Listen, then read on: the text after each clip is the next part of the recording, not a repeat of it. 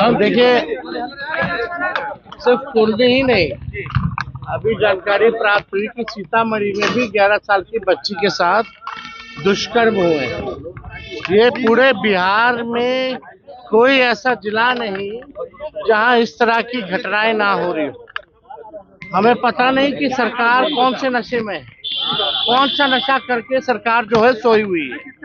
पूरे बिहार में अराजकता का माहौल है, क्रिमिनलों का डिसऑर्डर हो चुका है, लॉ एंड ऑर्डर कोई देखने वाला नहीं है, पुलिस वसूली में लगी हुई है, निर्दोषों को थाने में पीटती है और कोई भी मुख्यमंत्री हो या दो डिप्टी सीएम हो, उनको केवल कुर्सी से मतलब है, ना कि बिहार और बिहारियों से मतलब है। पूरी तरीके से घटनाएं बढ़ रही हैं, हत्या हो रही है, लूट हो रहा है, अपहरण हो रहा है। अभी कुछ दिन पहले ही जो है एक जगह बलात्कार हुआ था और हत्या हुई थी, वो खगड़िया परबत्ता जिला में, वहां भी हम लोग मिलकर के आए थे। पूर्णिया में बलात्कार हुआ, अभी सीतामढ़ी में सुनने आ रहा है कि 11 साल की बच्ची के साथ गैंग रेप हुआ, कुर्दी में हुआ ही हुआ।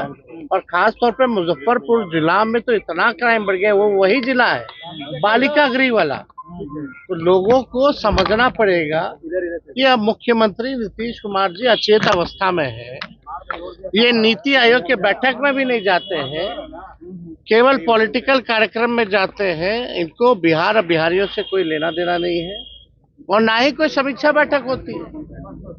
इतना अपराध बढ़ गया है लगातार, कहीं भी कोई भी समीक्षा बैठक नहीं हो रही।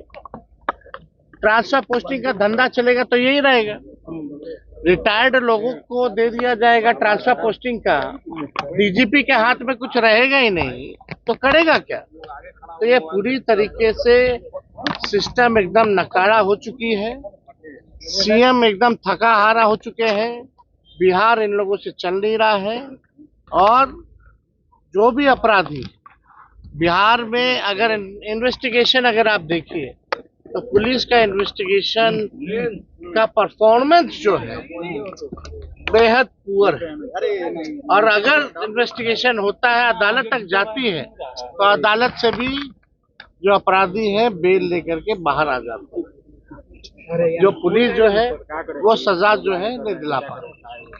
भ्रष्टाचार का अलग केस चल रहा है ईडी और सीबीआई में, कौन कौन अधिकारी है, कौन कौन मंत्री है,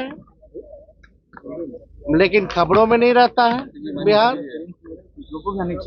अलग माहौल पूरी तरीके से बिहार में बना हुआ है, जहां पुलिस का ही एनकाउंटर हो रहा है और अपराधी जो है बेलगाम घूम रहे हैं। मुख्यमंत्री जी चुप्पी क्यों साधे हुए? मुख्यमंत्री जी चुप्पी कुछ दिन पहले ही हमको चुनौती दिया जा रहा था कि आइए मैदान में हम से फरिया लीजिए और डिबेट करें। पहले इस पे तो बात करें, केवल एक सवाल का जवाब दें कि उस 11 साल की मासूम बच्ची को बेड क्यों नहीं, इसका केवल जवाब देना चाहिए। तो आप समझ सकते हैं कि इन लोगों को तो अस्पताल में भी जाते हैं, चमकी बुखार भी होता है तो क्रिकेट का स्कोर कितना है वो पूछते हैं। कितने गंभीर है इन लोगों का। अरे भाई, मंत्री जी का पीए तीए जो लोग हैं वो तो बेड बेचवा लोग हैं। आईजीएमएस में जाइए कितना बेड बेच रहा है, हम तो डंके पे कह रहे हैं।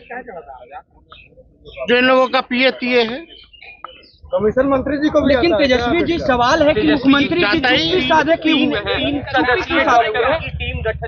इस तरह की घटना लगातार घट रहा है और मुख्यमंत्री घटना जो होनी थी हो गई। 4 टीम गठित करें या 100 टीम गठित करें, इन लोगों की जब तक मंशा ठीक नहीं होगी तब तक सुधार होने वाला नहीं।